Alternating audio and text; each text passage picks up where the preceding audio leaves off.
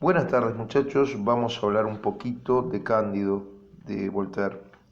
Calculo que en unos 10 o 15 videos de pocos minutos cada uno podremos hacer alguna presentación y algún análisis de algún fragmento de texto. La primera cuestión es hablar de un hecho histórico, real. En 1755, en determinado momento, ocurre un enorme terremoto con un tsunami, además, en las costas de Lisboa. Resultado, la ciudad queda deshecha, hay decenas de miles de muertos, cerca de 100.000. 4 años después, Voltaire publica Cándido, o el optimismo.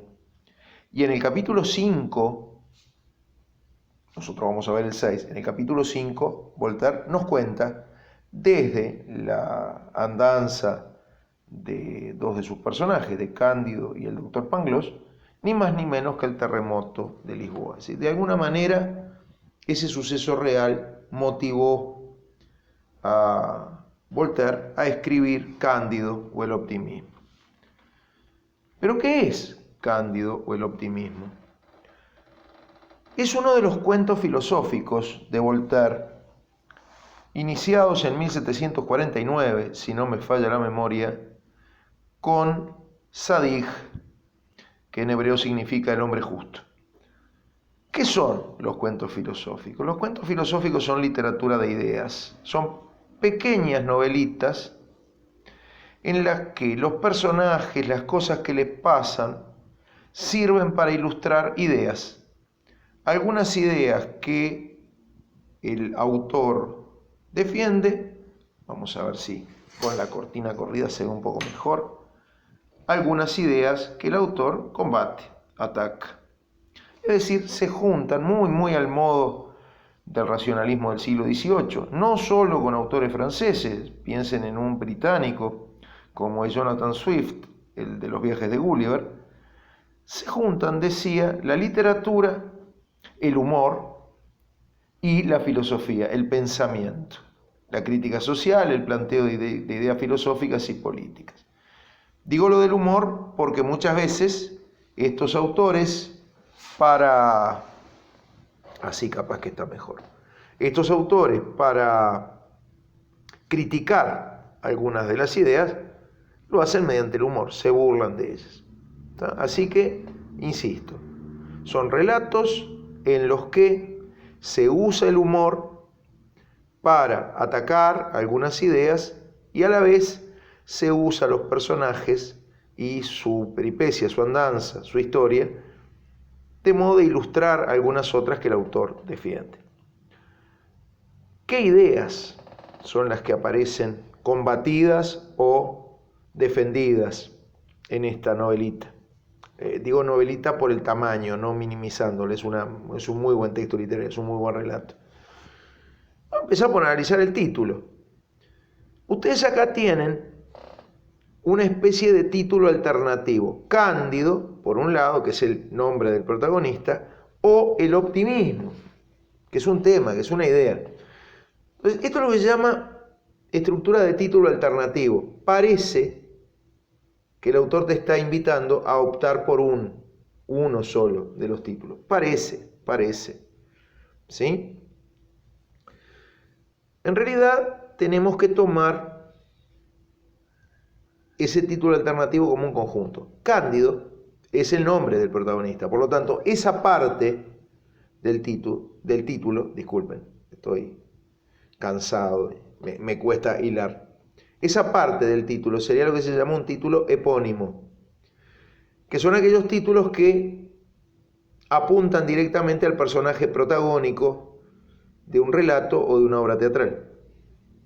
Epónimo. Por otro lado, el optimismo sería un título emblemático. ¿A dónde van esos títulos emblemáticos? A designar o un hecho muy importante en el relato o el tema. En este caso el tema. Vamos a hablar del optimismo. Pero acá hay una trampa. Acá hay una trampa. Cándido significa ingenuo.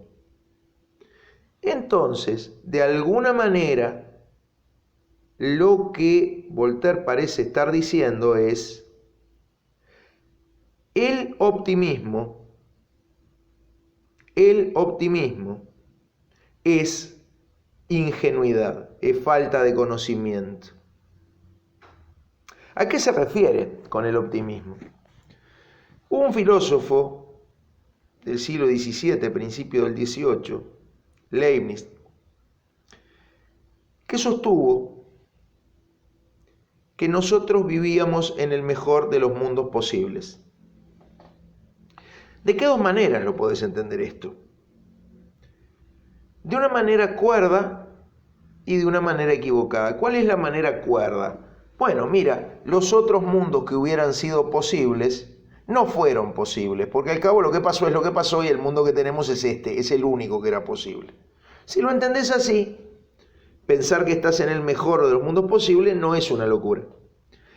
El lío es que en la época de Voltaire mucha gente entendió que como estábamos en el mejor de los mundos posibles, no había que hacer nada para mejorarlo. Y noten que eso no está bien razonado. Yo hoy voy a cenar lo mejor posible. Pan duro.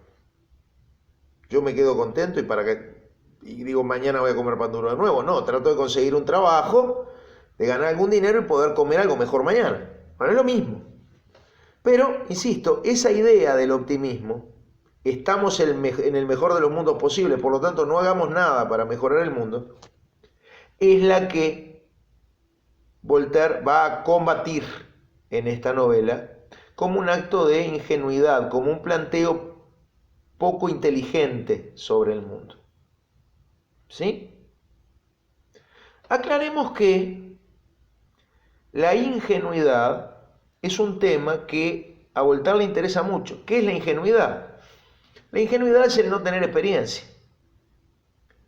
Unos años después de Cándido, va a publicar Voltaire otro cuento filosófico que se titula El ingenuo, donde un indio hurón, un indio del Canadá, es traído a la metrópoli, a Francia. El Canadá era colonia de Francia en aquella época, y desde su no conocer lo que son las costumbres europeas, hace unos juicios y unas críticas muy duras de la estupidez imperante en la sociedad francesa. En realidad el que tiene las críticas es Voltaire, obviamente, usa su personaje para mostrarlas, ¿sí?